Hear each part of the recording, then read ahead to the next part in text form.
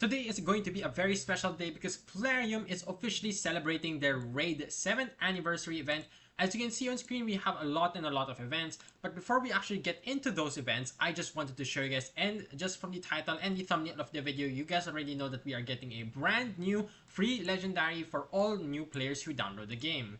So for the longest time, people would always recommend people using the Desert Queen, which would allow you to get to Hanorach. However, this time around during the Raid 7th anniversary, we don't know how long this is going to last. So if you guys are trying to start a brand new Raidshadowlegends account using this code RAID7, this should be active tomorrow. And with that in mind, you can actually finally get Pelops the Victor. This is going to be the free champion that you can actually get from using the Raid 7 code. And again, this is only eligible for the brand new players. So if you guys are looking to start a brand new Raidshadowlegends account, this is going to be the best time because again, we have the Ezio chase going on. We have a lot of events going on because this is going to be the Raid 7th anniversary. And of course, for people who are playing right now, this is going to be a fusion. However, you actually have the chance of getting this champion for free really easily.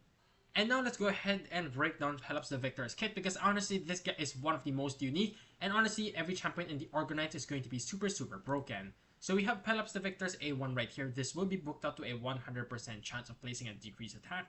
And of course, this debuff cannot be resisted or blocked if they're the HP burn debuff, which means this skill is going to be very useful for bosses like Hydra if they're under an HP burn. This can also be used for the clan boss because again, they will most likely be under the HP burn and decreased attack is going to be very good.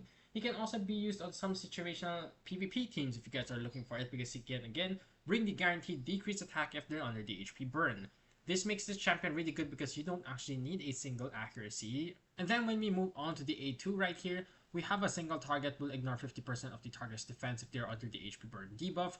Honestly, I don't know how hard this champion actually hits, but this is not where he actually comes into play. It's his A3, which we'll be getting on in a bit, so don't you guys worry. And looking at over here, the damage inflicted by the skill increases by 10% for every turn remaining on any debuffs on this champion and the target. So as you can see, this can actually stack up to a very hard hitting A2. And if the damage inflicted by this skill is less than 50% of the target's max HP, he can actually steal all of the buffs, which will be very useful, and can even place a stun debuff for 2 turns. And again, if they're under the HP burn debuff, this is actually unresistible. And then we get to the very special part. What makes this champion such a broken champion? Honestly, he is so good. I really recommend you guys restarting if you guys haven't already, because this champion is definitely going to bring you guys a ton of value. For the active effect right here, we have a places 50% increased attack and a magma shield buff on all allies for 2 turns. And of course, this is going to be scaling off this champion's max HP. Now, if you guys didn't know already, you can actually come over here, and when you scroll all the way down, you can see the magma shield. This is pretty much the exact same as a normal shield. However, this is actually going to be basically a reflect damage buff. So this is basically a shield on steroids because we can actually have the reflect damage, which is going to be very useful in terms of the bosses, and of course, it's going to be super helpful for PvP as well. But it's not only that, it doesn't end there. We also have the taunt buff, which is going to make him extremely good for the Hydra. And when you go ahead and take a look at his passive effect, decreases the damage all allies receive by 20% while this champion is not under a decreased defense debuff. And most of the time, let's say Hydra, or let's go on to the clan boss, we will actually have this passive effect up nearly 100% of the time because clan boss cannot put decreased defense, and Hydra can only put decreased defense if they transfer debuff, so that is not happening if you guys can time it properly. So as you can see, this 20% damage reduction is going to be extremely overpowered. Pelops is seriously going to be such a nasty champion that will help you guys in terms of progression, and I'm also going to be starting myself a brand new free-to-play account, so make sure you guys do stay tuned for that. And then once you have this guy ascended to level 3, this champion will be immune to stun, HP burn, and petrification debuffs. This is actually going to be very good for PvP and on the PvE content such as the clan boss, because he will be immune to the stun, which means you don't actually need to speed tune that, or it's at least going to be much easier. And look at this, whenever an enemy attacks this champion, it has a 100% chance of placing an HP burn. This is super insane because basically this guy gets rid of Drexstar. Drexstar, I'll show you guys that later on. He has the exact same passive except it's a 100% chance.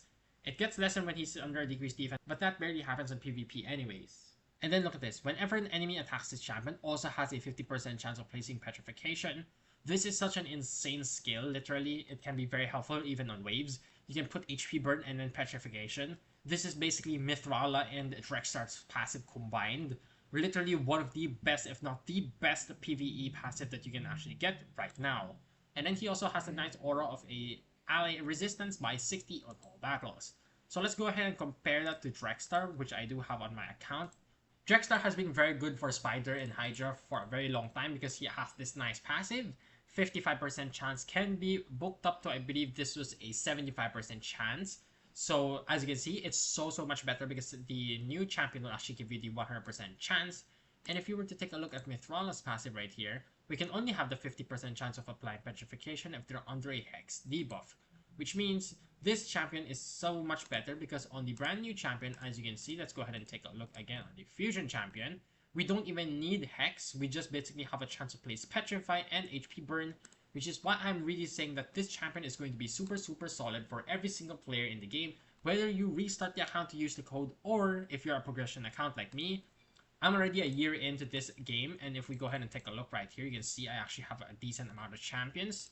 So yes, even with this amount of free legendaries that I got from playing the game naturally, this champion is still going to be very good. These are my current stats, and I am still going to 100% go for this fusion champion because he is such an amazing champion.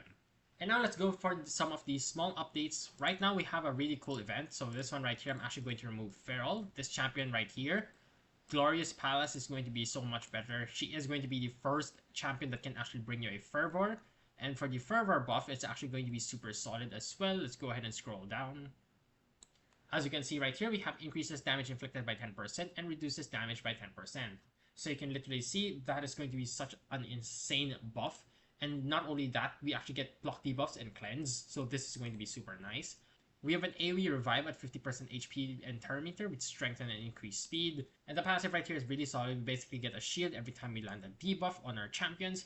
And we also do get turn meter filled by 15% every time this champion ends her turn. So if you, let's say we have a Relentless, just imagine on how much turns she can actually take and the amount of turn meter she can actually fill for your allies. And just like the Lady Mikage skill, we have a random ally attack from the Arcanite's faction, and we also have heals all allies by 10% of this champion's max HP, which is why I'm saying right now, this champion is going to be super good. And on Saturday, we are actually going to have the exact same event over here, have an extra legendary event. So I am going to be pulling my Ancient Shards and my Sacred Shards, all of them until I can get the double legendary, because right now, for the fusion, for the anniversary path, we actually need to summon champions. This is basically a summon rush and a dungeon divers all together, so as you can see. And I am going to be going for the epic champion, so I'm going to be pulling for our lot so that I can actually go ahead and complete the fusion successfully. If you guys have any other questions, make sure you guys do comment down below in the comment section, of course, and I will see you all in the next video.